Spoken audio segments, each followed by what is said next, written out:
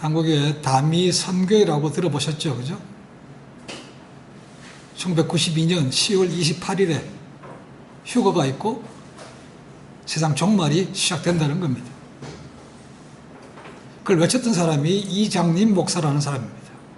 이 사람은 1987년도인가 다가올 미래를 준비하라는 예언서를 책을 냈습니다. 그걸 듣고 수많은 사람들이 거기에 나갔습니다.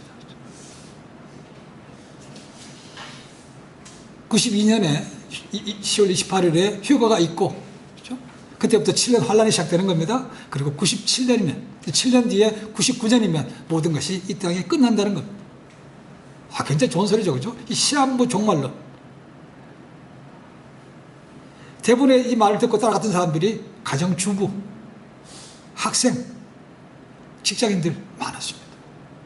주님 곧 오시고 휴거당하는데 학교가 무슨 소용이 있습니까? 그죠? 공부하기 힘든 애들 좋은 소식 들었습니다. 공부하면 다 때려치우고 그냥 간 겁니다. 그죠? 직장 다니는 사람들 직장 그만뒀습니다. 주부들도 마찬가지입니다. 애만 키울 것이 아니고 전도해야 된다는 거죠. 그죠? 집 나간 가출한 가정주부 굉장히 많습니다. 그리고 그들이 모여있는 성전에서 흰옷 입고 올라간다고 해서 흰옷 입고 모여서 찬송 부르고 지냈습니다. 신문에요 굉장히 그 피해가 많이 나왔습니다. 이 철도하는 사람은 그 자기 일하는 중에 이장님 목사 선포하는 말씀 듣겠다고 테이프 듣다가 쫓겨났습니다. 그러니까 화가 나서 집에 가서는 두 자식을 데리고 가출해 나갔습니다. 전도한다고. 주부들 가운데도 그런 사람이 있습니다. 학생들 공부 치우고, 어떤 학생은 이 다미 선교에 나가는 걸 부모가 알고 막았다는 겁니다. 그래가지고 화가 난다고 음독 자살한 사람도 있습니다. 학생. 이런 피해가 시한부 종말론 때문에 너무 많다는 거죠. 그 이유로도 많았습니다. 그죠? 그때 이 선포하는 것 때문에 이제 주님 오시는 거니까 재산이 뭔 필요 있어? 집 팔고 부동산 팔고 해서 갖다 바친 돈이 무려 33억입니다. 지금도 큰 돈입니다. 그죠? 그 당시에는 80년대 중반 되면 대졸 초봉이 월 50만 원이었습니다. 그러니까 33억이면 얼마나 큰 돈입니까? 그죠? 근데 놀라운 거는 정작 그렇게 선포하면서 이장님 목사 자신은 안 믿었다는 겁니다. 그 33억 받아가지고 몇 억짜리 자기 집 지었습니다. 그리고 여차하면 해외를 틀 준비하더라고 달러까지 다 바꿨습니다. 그게 다 들통나서 다 뺏기고 감옥 갔죠. 물론. 세상 마지막 때가 되면 이렇게 우리 길을 살긋하게 하는 시한부 종말론자들이 굉장히 많이 나타납니다. 그렇죠? 그러니까 우리가 귀를 잘 기울여서 여러 가지 선포된 말씀 가운데 무엇이 진짜고 무엇이 가짜인지 분별할 수 있어야 된다는 겁니다. 그때도 그랬습니다. 그 이후로 얼마나 많은 이단들이 생겼습니까? 기존에 있었던 통일교 외에도 지금 가장 큰 영향력을 있는 신천지가 있지 않습니까? 신천지. JMS, 정명석, 구원파, 다락방, 유광수 다락방. 앞으로 더 많이 나올지 모릅니다. 거기다가 이단 사이비 종교도 많지 않습니까? 그죠? 그러니까 이 선포될 말씀에 자기 마음이 속개차가 따라가는 사람들, 그리고 폐가 망신하는 사람들 무지무지 많습니다. 세상 바깥에서 들려오는 소리들, 심지어는 교회 안에서도 선포되는 말씀을 잘 분별해서 들어야 됩니다. 사도행전 보시면 베레아 교회 사람들은 사도 바울의 사도들이 복음을 전할 때 그 말이 진짜인가 하여 성경을 찾아봤다는 거 아닙니까? 잘 보셔야 됩니다. 저게 정말로 성경에 선포될 말씀이 맞는 것인지 그 한 구절 빼는 것이 아니고 전체 문맥을 봐야 되는 것이죠. 그렇지 않으면 혹 넘어갑니다. 바로 얘기합니다. 말세가 되면 자기 귀를 간지럽힐 스승을 많이 두고라는 표현을 쓰고 있습니다. 자기 마음에 드는 사람, 거기에만 신경 쓴다는 겁니다. 선별한다는 겁니다. 하나님 말씀이죠. 그러니까 그런 사람들은 굉장히 이단에 빠질 가능성이 많은 사람들입니다. 이거 잘못하면, 우리가 이단에 빠지진 않았지만 잘못하면 이장님 목사와 같은 사람이 될 수 있습니다. 뭔 소린가 하면 자기는 선포합니다. 곧 오신대 주님이. 근데 자기 삶은, 실제 삶은 그렇지 않더라는 거 아닙니까? 그죠? 우리도 그렇습니다. 주님 빨리 오시면 좋지 뭐. 오늘이라도 당장 시험 보시면 아멘 하고 갑니다. 근데 삶은 안 그래요. 그죠? 여전히 세상 것에 빠져서 먹고 마시고 자기 원하는 대로 하는 것이라면 그것은 전혀 앞뒤가 맞지 않는 것이죠. 이장님 목사나 이장과 전혀 다를 바가 없는 것이죠. 지금 우리가 살고 있는 세상 참 어지럽습니다. 이것저것 말들은 무지무지 많습니다. 그럴듯한 말들 얼마나 많습니까? 요즘 유튜브 들어가서 아니면 인터넷 찾아보십시오. 정말 우리 귀를 간지럽히는 그런 말들 굉장히 많습니다. 여러분 유튜브 들어가서 보실 때 조심하십시오. 거기 누구 목사 어느 교회 그런 유튜브는 괜찮은 것이지만 그 외에 자기 이름 빼고 그 다음에 무슨 이상한 이름 갖다 붙으면 굉장히 이상한 것들이 많습니다. 그리고 시한부 종말론이 많아요. 이렇게 분별해서 들어야 됩니다. 그리고 분별할 수 있는 능력도 가져야 됩니다. 그렇지 않으면 정말 낭패를 당합니다. 우리 주님은 내가 양의 문이다. 내가 선한 목자다라고 선포하셨습니다. 그 다음에 오늘 보시면 모인 무리들에게 자기를 에워싼 무리들에게 정말 놀란 말씀을 선포하고 있습니다. 우리도 놀랍니다. 뭐라고 얘기하십니까? 너희 가운데 내 양이 아는 사람들이 있다는 겁니다. 와, 내 양이 아니래요. 나를 따라오는 사람 가운데 내 양이 아는 사람이 있다는 겁니다. 요즘 얘기하면 교회 와서 예배를 드리는데 주님께 속하지 않은 주님의 양이 아는 사람들이 있다는 말씀과 똑같습니다. 자, 이런 사람 누굽니까? 예수님을 따라다닙니다. 그런데 선포되는 말씀을 듣지 않는 사람들이죠. 믿으려고도 하지 않고 순종하려고 하지 않는 사람들, 그런 사람들이 여기 말하는 예수님께 속하지 않은 양들입니다.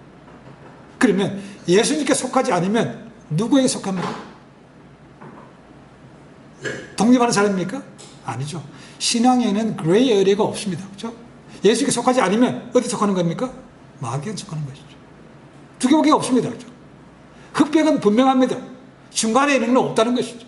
그러니까 내게 속하지 않았다는 것은 너희가 바로 얘기하면 사탄의 자식이다 이 말인 거죠. 굉장히 강한 말씀을 조금 더 부드럽게 너희 가운데 내 양이 아니다 라고 말씀하신 거죠. 자, 이 말씀을 하신 때가 언제라고 되어 있습니까? 오늘 말씀 보시면 수전절이라고 되어 있습니다. 수전절 들어보셨습니까? 구약에 나오지 않습니다. 구약에 절기에 안 나와요. 자, 구약에 우리가 절기 아는 것이 뭐가 있습니까? 3대 절기 있죠, 그죠?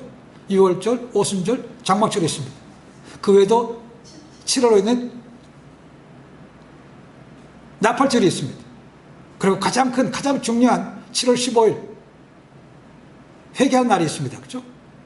그 다음에 첫 번째로 드리는 초실절이 있습니다. 이것이 대부분 중요한 것들입니다.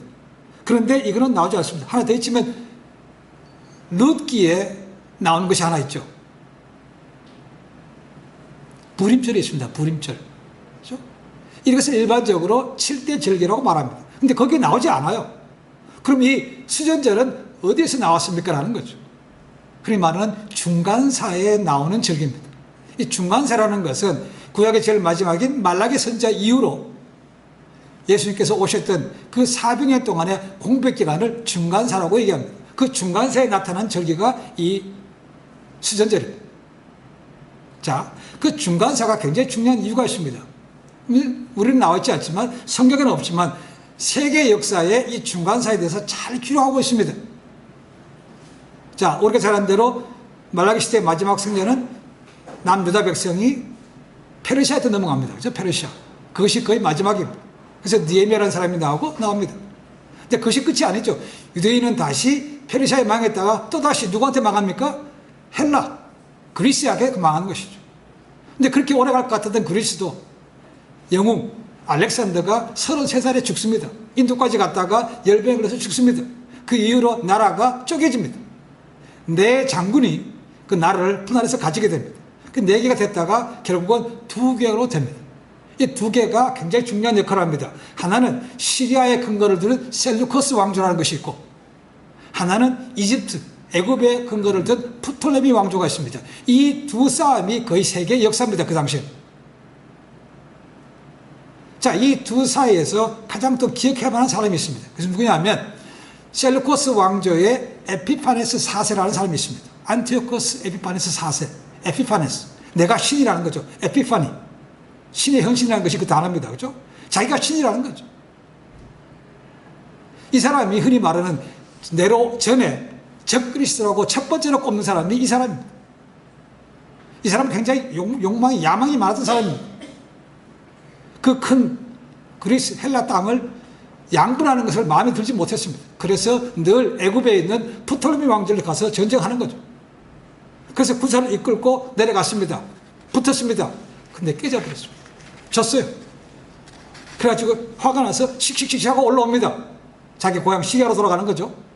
근데 그냥 올라가겠습니까? 분풀이가 아니에요. 분풀이. 누구한테 하는가? 유다한테 하는 거죠. 유다한테. 그래서 유대인들이 하는 율법 앞으로 지키지 마. 율법서 보지 마. 안식일 절기 지키지 마. 할례 같은 거 하지 마. 절기 지키지 마. 이런 걸 다 못하겠다는 거 아닙니까? 더 나아가서 유대인들이 가장 중요시하는 성전도 더럽히는 거 아닙니까? 유대인들이 부정한 동물로 치고 하는 돼지를 잡아다가 그 돼지 피를 성전 안에다 뿌렸습니다. 그리고 거기다가 제우스 신상을 세워놓고 여기다 경배하라고 외쳤다는 것이죠. 그러니까 얼마나 많은 사람들이 불만이 많았겠습니까? 자, 그런 불만이 점점 고조돼 갑니다. 그런 중에 기원전 167년입니다. 이 시리아 군대들이 예루살렘 부근에 있는 모데인이라는 곳에 와서 다시 이방 신들을 섬기라고 강요했다는 것이죠. 그 모데인이라는 곳에 있던 제사장이 있습니다. 그 사람이 마따디아라는 사람입니다. 그 사람한테, 자, 당신들 이제 앞으로 우리 협조해서 이방 숭배해야 되니까 당신이 제사장이니까 좀 도와주시오. 협조를 구했다는 것. 그런데 이 제사장이 마따디아가 도와준 것이 아니요, 오히려 그 오는 군대들을 자기 아들과 함께 다 죽여버렸습니다. 그리고 산으로 도망갔습니다. 제사장과 5 아들들로 시작한 것이, 그것이 우리가 잘 알고 있는 마카비 전쟁이라는 것입니다. 중간세에 가장 중요한 마카비 전쟁이 나옵니다. 성전이 더럽혀진 것에 불만을 품고 이제 큰 대국 시리아한테 전쟁을 선포하는 것 똑같죠. 이 전쟁이 무려 3년 동안 지납니다.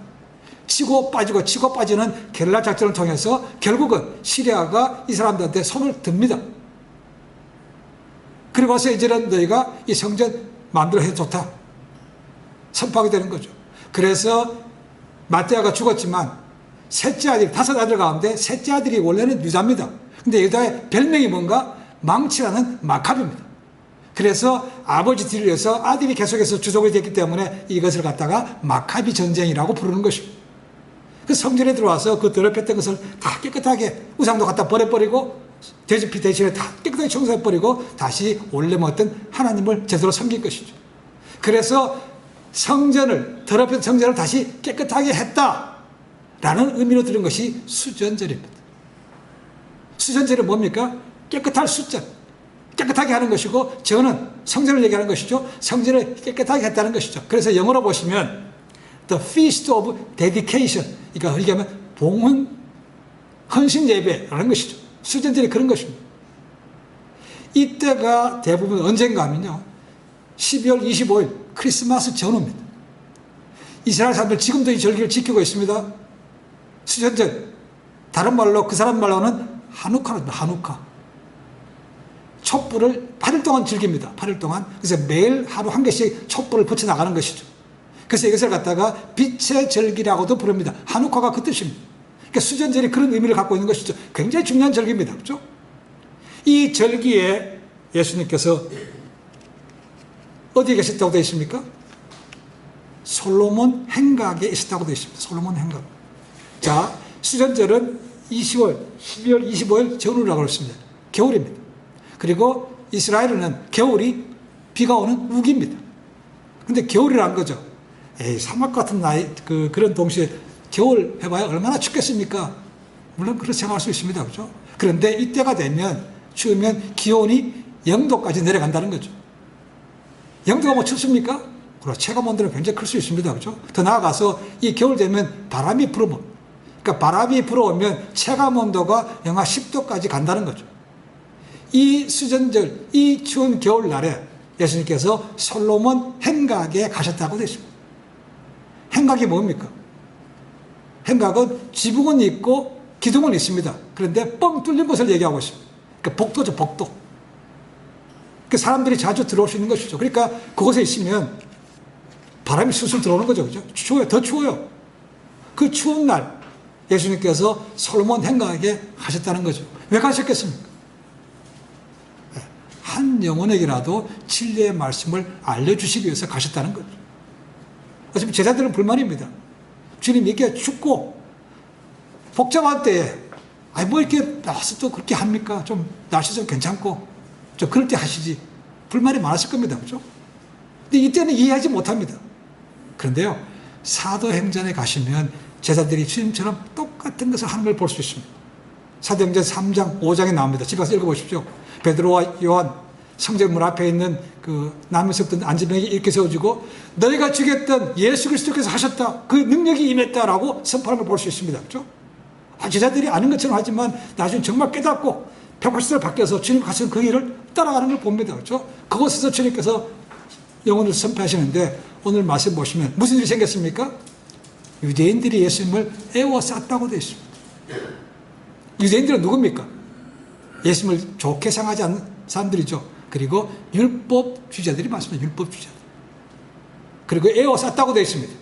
그러니까 제자들이 분명히 옆에 있을 텐데 비집고 들어가서 예수님을 가둬두고 삥 둘러 쌌다는 것이죠. 굉장히 살벌한 분위기입니다. 그렇죠? 그리고 뭐라고 얘기합니까? 질문합니다. 당신이 언제까지나 우리의 마음을 미혹게 합니까? 라고. 미혹게 한다. 헬라 말을 보니까 들어올리다라는 뜻입니다. 언제 우리의 마음을 자꾸 들어올리기만 할 겁니까? 라는 것이죠. 여기에 대해서 학자들은 여러 가지 의미를 가지고 있습니다. 이렇게 해석합니다. 당신이 언제까지 우리의 마음을 졸이게 할 겁니까? 당신은 언제까지 우리를 괴롭게 할 겁니까? 당신은 언제까지 우리를 의혹 가운데 묶어둘 겁니까? 이렇게 해석한 것이죠. 뭐에 대해서 의혹이 있다는 겁니까? 정말로 당신이 우리가 기다릴 때 메시아가 맞다면 이 해명을 해보라는 것입니다. 그러니까 이 둘러싼 유대인들은 두 가지가 다 있는 겁니다. 의혹도 있고 또 진짜인 것 같기도 하고 그렇다는 거죠. 마음이 왔다 갔다 하는 거죠. 그렇죠? 기적을 베풀고 진리의 말 선포할 때는 보니까 와 정말 우리가 기다릴 때 메시아가 맞구나라는 생각이 들지만 안식일에 일을 한다. 그렇죠? 그리고 기득권자를 향해서 많이 비판하는 모습을 드린다. 그런 것도 아닌 것 같아요. 그러니까 긴가민가하다는 것입니다. 그러니까 둘러싸고는 당신 우리가 자꾸 의혹이 많은데 기다 아니다 확실하게 대답하시오라는 거예요. 근데 말은 이렇게 하는 것이지만 실제로 마음이 뭔가 여차하면 잡아가겠다는 겁니다.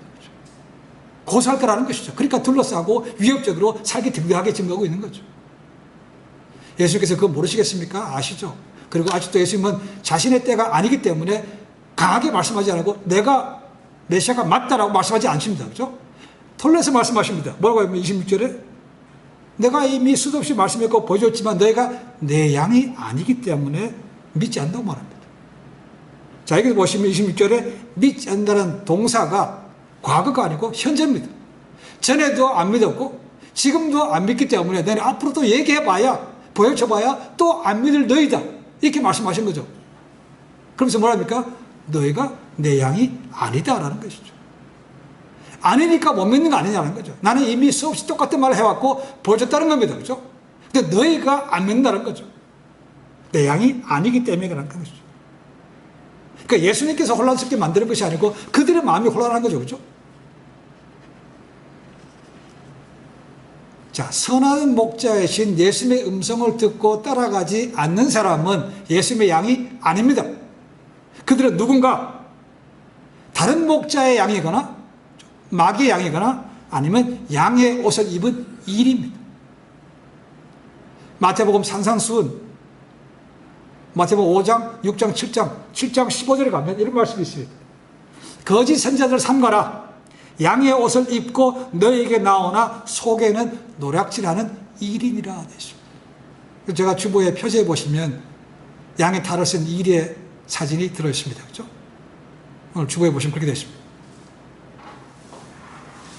왜 그러면 예수님께서 그들을 향해서 너희가 내 양이 아니다. 하나님께서 내게 주신 양이 아니라고 말씀하시는가? 근거가 뭡니까? 음성을 듣고 따라오지 않기 때문이라는 거죠. 음성을 알아듣지도 못하고 따라오지도 않는다는 겁니다. 순종하지 않는다는 것이죠. 그것이 너희가 내 양이 아니란 확실한 증거라고 말씀하고 있는 것입니다. 그럼 우리는 보이는 것밖에 못 봅니다. 그렇죠? 겉모습밖에 몰라요. 그 속이 시커먼지 하얀지 우리는 모르는 거죠. 우리는 모르지만 전지전능하신 하나님과 주님은 아시는 거죠. 그래서 마지막 때가 되면 그분이 공평하게 심판하실 것입니다. 그렇죠? 그리고 성경 곳곳에 보시면 그 마지막 때가 되면 분명히 구별하는 것이 있을 거라고 말씀하고 있습니다. 구별이. 뭐가 구별했습니까? 양과 염소가 구별됩니다. 그렇죠? 좋은 물고기와 나쁜 물고기가 구별됩니다. 좋은 나무와 나쁜 나무가 구별됩니다. 그리고 알곡과 가라지가 구별됩니다. 알곡은 모아서 곡간에 들 것이지만 쭉정이는 버려져서 불에 태운다고 되어 있습니다. 그렇죠? 이런 편이 분명히 나와 있습니다. 우리가 종말장애로 부르는 것이 마태복음 24장입니다. 종말에 대한 예언이 많이 들어있습니다. 그 다음에 25장을 보시면 달란트의 비유라든가 등불 준비한 여인들의 비유가 나오면서 끝에 가면 뭐가 나오는가? 양과 염소에 대한 비유가 또 나옵니다. 자, 양과 염소가 한 일은 똑같아요. 똑같습니다. 다르지 않습니다. 그렇죠? 목말랐을 때 물을 줬고, 배고플 때 음식을 줬고, 나가 되었을 때 돌봐줬고, 헐벗었을 때 옷을 줬다고 되어 있습니다. 그런데 양에 대해서는 칭찬합니다. 나와 함께 영원한 곳에 있을 거라고 말씀하십니다. 그런데 염소를 향해서는 뭡니까? 저주하신 거죠. 영벌에 떨어진대요.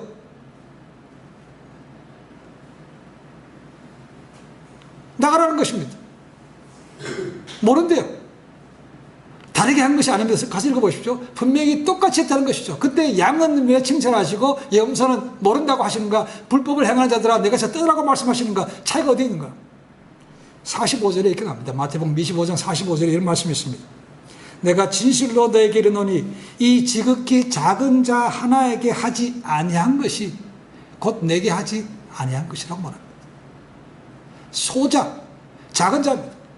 뭡니까? 힘이 없고 도움이 필요한 사람, 약한 사람, 이런 사람 얘기하고 있습니다. 이런 사람에게 하지 않은 것이 나에게 하지 않은 거랍니다. 근데 한 건 똑같아요. 하긴 했는데 염소는 뭡니까? 자기 주관대로 구별해서 자기 마음대로 했다는 겁니다. 공평하게 저 사람 약한 사람이니까 다 하는 게 아니고 내 마음에 드는 사람만 가서 도와주고 그렇게 했다는 것입니다. 소자에게, 작은 자에게.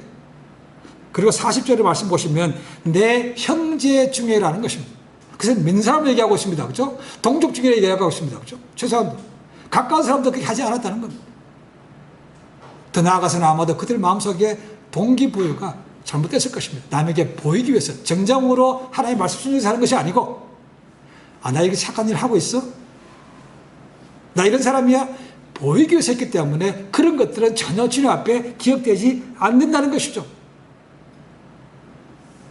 결과적으로 좀 더 익다고, 좀 더 많이 안다고, 좀 더 높은 위치에 있다고 해서 그렇지 않은 사람을 돌보지 않는 것은 주님 앞에 전혀 기억되지 못하고 염소로밖에 안 된다는 것입니다. 소자에게 행할 수 있는 사람, 주님의 영광을 위해서 온전한 마음을 할 때 그때야말로 하나님께서 양으로 기억하시고 그분이 있는 영생으로 인도할 것이라는 것입니다. 그렇지 않으면 뭡니까? 아무리 많이 했어도 나는 너를 도무지 몰라. 이 땅에서 아직 기회가 있습니다. 그죠? 그러나 마지막 순간에 가서 그 얘기 들으면 돌이킬 수 없습니다. 낭패입니다. 어쩌란 말입니까?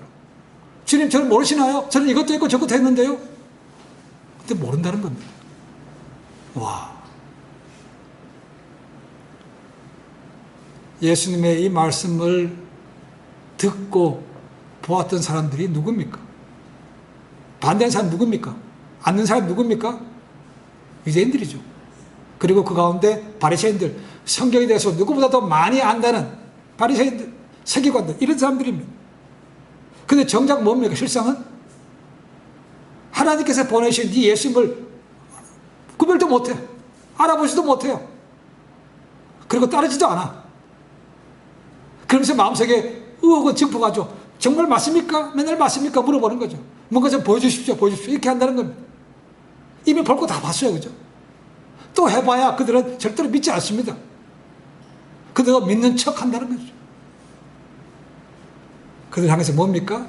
내가 메시아다라는 말씀을 한번 하기 전에 너희는 내게 속하지 않았다. 너희는 내 양이 아니야. 라고 말씀하고 있는 것이죠. 여러분들, 믿음은요, 지식의 문제가 아닙니다. 믿음은 IQ의 문제가 아닙니다. 믿음은 교양의 문제도 아니에요.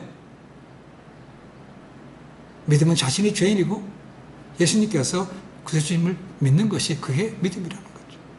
간단한 것 같지만 간단하지 않은 겁니다. 그렇죠?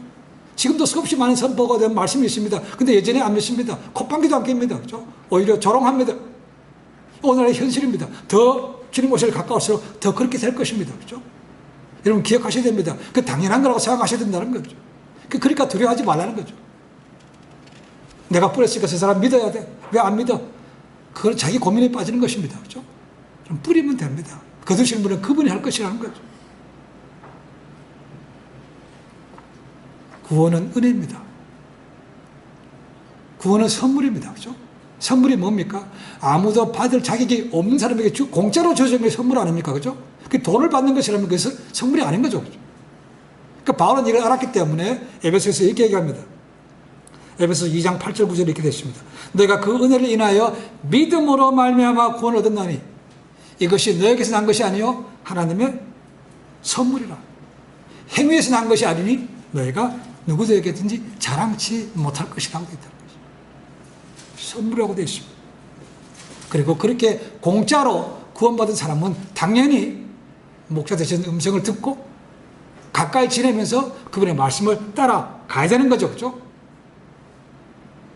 그래야 분별해야 그냥 맹목적인 신앙이 아니고 그저 복 주십시오 라는 신앙이 아니고 제대로 된 진리의 신앙을 가질 수 있다는 겁니다. 그런 사람이 진짜로 알곡이 되고 곳간에 들어가서 아버지 하나님과 주님과 함께 영원히 천국에서 왕노릇 하는 거죠. 하나님은 모든 사람이 다 구원받기를 원하십니다. 지금도 문은 열려 있습니다. 지금도 기회를 주시고 지금도 문을 두드리고 계시다는 거죠. 문을 열면 됩니다. 열어서 듣고 마음을 활짝 열면 그때부터 눈에 보이는 것들이 느끼는 것들이 달라지기 시작합니다. 그죠? 삶의 질이 달라진다는 것이죠. 우리 외적에서 별로 달라지지 않습니다. 그죠? 근데 퀄리티가 달라요. 퀄리티가. 가진 것이 없는데도 감사가 있고 찬양이 나온다는 것입니다. 그저 감사해요. 그리고 줄 줄 알고. 그리고 만나면 이 좋은 내가 이렇게 변했습니다라는 것을 나눌 수 있는 사람. 이게 달라진 거 아닙니까? 그죠? 시장적으로 내가 위치 바뀐 거 없습니다. 그죠? 직장 달라진 것도 없고 여전히 부족한 거 있습니다. 그죠? 근데 달라지니까 사람이 이렇게 와. 이 사람 예수 믿더니 속된 말로 하면 인간 버렸네라는 소리 듣습니다. 그죠? 사람 버렸대. 예수 믿더. 얘는 그런 소리 들어야 뭡니까? 진짜 벽이 아닙니까? 그죠? 근데 우리는 진짜 벽이 듣는 거 싫어합니다. 구원은 혈통으로 나지 않습니다. 우리 집안이 기독교 몇 대 집안인데 so what? 지금이 문제가 지금이요. 내 부모, 내 할아버지, 내 엄마 이런 것이 무슨 상황이었습니까? 본인입니다. 본인. 율법의 행위로 이루어진 것도 아닙니다. 다른 종교들 선을 얼마나 많이 했나. 이 이단들이 그런 게 겁니다. 그죠? 야, 그거 믿는 것만큼은 안 되지. 또 열심히 선을 해야 된다고 믿기 때문에 그렇게 해서도 뭐 누구 몇 명 전도하고 안 되는 사람 돈 내고 하는 이유가 그겁니다. 그죠? 따라가면 안 됩니다.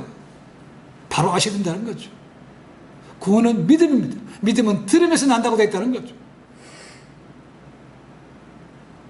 지금이나 앞으로 주님께서 오실 마지막 때가 되면 사람들이 뭡니까? 보는 대로 따라가는 사람들이 많다는 거죠. 와, 기적이네. 뭐가 있는가? 신비주의에 빠지면 영락없이 100% 인생 패망합니다. 주님은 절대로 그러지 않았습니다. 주님은 신비주의가 없습니다. 그렇죠? 다 오픈하셨다는 거 아닙니까? 주님은. 근데 꼭 우리한테만 오면 뭐가 있어? 이렇게 하면 뭐가 있어? 이단들한테 얼마나 좋은 소리입니까? 사람들이 다 공짜라 그러면 의심부터 하죠. 이게 공짜입니다라고 하면서 이번에 뭐라고 할 겁니까? 이게 진짜 맞아요? 이렇게 물어볼 거 아닙니까? 구원이 그렇다는 거죠. 공짜라니까 안 믿어. 그러나 구원은 보잘것없는 자격 없는 저에게 그저 주어지는 선물입니다. 이것을 받아야 정말 삶이 달라지고 그리고 마음에 소망이 생기고 주 앞에서 아름다운 삶으로 바뀔 수 있는 것입니다. 그럼 믿으십시오. 그리고 따라가시면 됩니다. 그럴 때 주님의 예비됐던 많은 복들을 들을 뿐만 아니고 주님의 약속들이 우리 가운데 이루어질 줄 믿습니다. 그렇게 쓰임받고 복을 누리는 아름다운 삶 되시기를 주님의 간절히 축원해 드립니다. 기도하겠습니다.